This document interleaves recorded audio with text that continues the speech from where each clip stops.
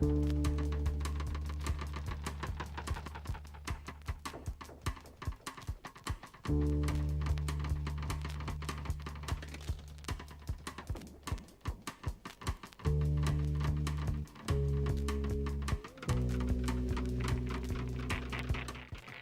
was 95 years ago to this date that, on March 4th, 1922, a dark and brooding vampire film would shock and terrify hapless viewers across the former Weimar Republic with its gothic stylization and its horrific antagonist, Count Orlok.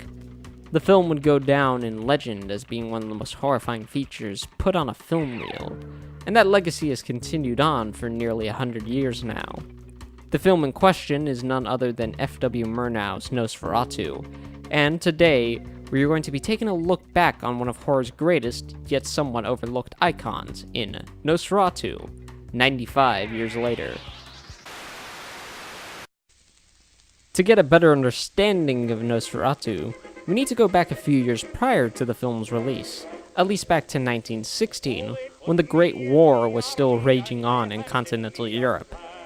Enlisted as a soldier for the Kaiser's army, architect and artist Albin Grau was sent to Serbia to fight off any Allied sympathizers there within the region. It was there that Grau supposedly met a Serbian farmer and struck up a conversation with him. This conversation would soon take a turn for the bizarre. Before this wretched war was over in Romania, you can laugh about this superstition, but I swore on the Mother of God that I myself knew that horrible thing of seeing an undead. Yes, an undead, or a Nosferatu, as vampires are called over there. Only in books have you heard those strange and disturbing creatures spoken about. And you smile at these old wives' tales, but it's here, where we're at in the Balkans, that one finds the cradle of those vampires. We've been pursued and tormented by those monsters forever. Depending on where you get your sources from, the man goes on further to explain that his father was in fact one of these vampires. Grau, a man already obsessed with the occult and would later join the occult group Fraternitas Saturni, or the Brotherhood of Saturn, would be inspired by this odd conversation and want to make something like Nosferatu, or at least something involving vampires. However, one must take this story with a grain of salt, as there are no other sources confirming this other than Grau's word. No one is quite sure if this is what actually inspired him to help produce Nosferatu, or was just another marketing campaign to build hype around the film. It's most likely the latter, but it's an interesting tidbit of history nonetheless. Later in 1921, Grau and Enrico Deichmann would go on to build a film studio called Prana Film, a studio that was planned to focus mainly on the occult and horror in general. There were 3 films planned by the early studio: Dreams of Hell, The Devil of the Swamp, and an adaptation of Bram Stoker's Dracula. The first 2 never got made, and they never got the rights to use Stoker's book. However, the young film company wouldn't let this get in their way, so with a few minor tweaks to the plots to avoid copyright issues, the film, now titled Nosferatu, continued production. To direct the movie, Prana Film managed to acquire F.W. Murnau, who would later direct much bigger and more successful films like The Last Laugh or Faust. He had previously directed about 10 films, most of which are missing now except for about 3.5, yet this was the first film to launch him into mainstream success. As for the screenplay, Prana Film got a hold of Heinrich Gahlin, who wrote, directed, and acted in The Golem.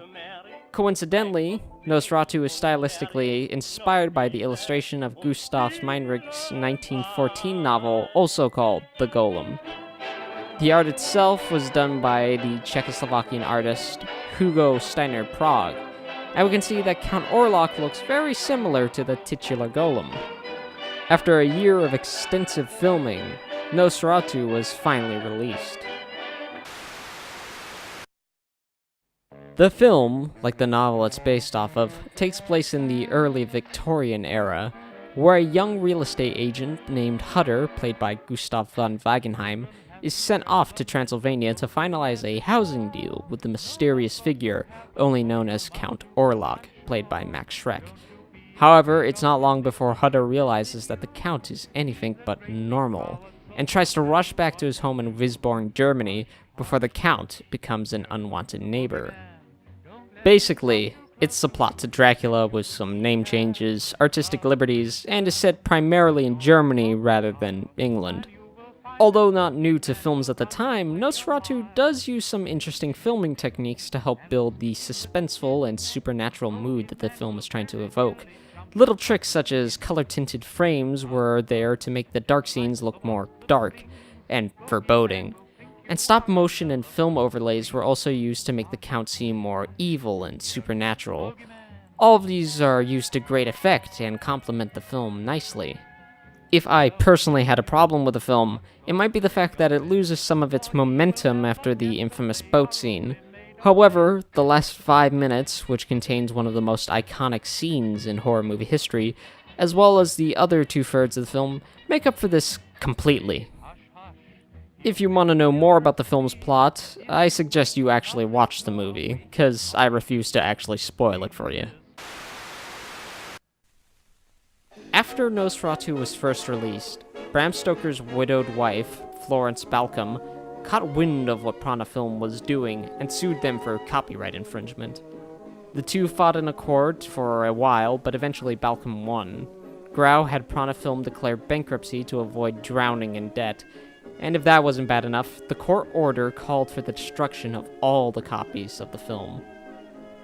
For a few years, everyone thought that the film was gone for good, but like Count Orlok himself, the film refused to stay dead. As it turned out, a few people had kept a hold of their film reels and began to re-show them in theaters once more. From there, the film gained a cult following until it became the horror icon that we all know today. While Nosferatu was shown in the US and the rest of Western Europe, it was mostly a film that was more appreciated in its home country.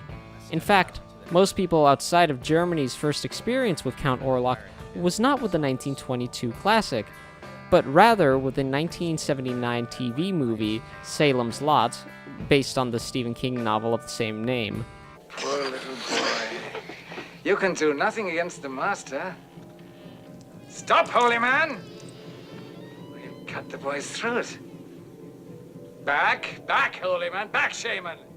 Back, priest! The vampire in the film, while being a different vampire altogether called Kurt Barlow, bears a striking resemblance to the Count Orlok. That same year, a new generation of filmgoers were treated to a remake called Nosferatu, the Vampire, filmed by the famous art house director Werner Herzog. While still a horror film, it takes a more romantic and tragic look at Count Orlok, now redubbed as Count Dracula. It's a very interesting film and one of the better remakes out there. However, I still personally prefer Murnau's film. Since the late 1970s, Nosferatu has gained some mainstream media attention, from films like E. Elias Marriage's Shadow of a Vampire, to getting a video game in 2003 by the same people that brought us, this thing. Those who know my name whisper it in fear. Most people I meet, I only meet once. I am Drake, the assassin. To me, life is all about death. To even getting a rather odd and creepy cameo appearance in SpongeBob SquarePants. If that was you on the phone and you on the bus, then who was flickering the lights?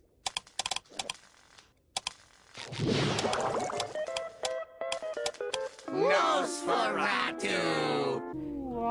In fact, Robert Eggers, director of the critically acclaimed horror drama The Witch, has confirmed that he is directing the new remake of Nosferatu. So I think we're in safe hands.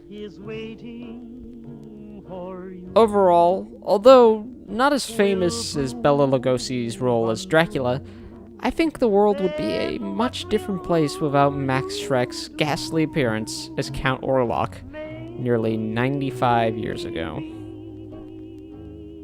You'll sit and sigh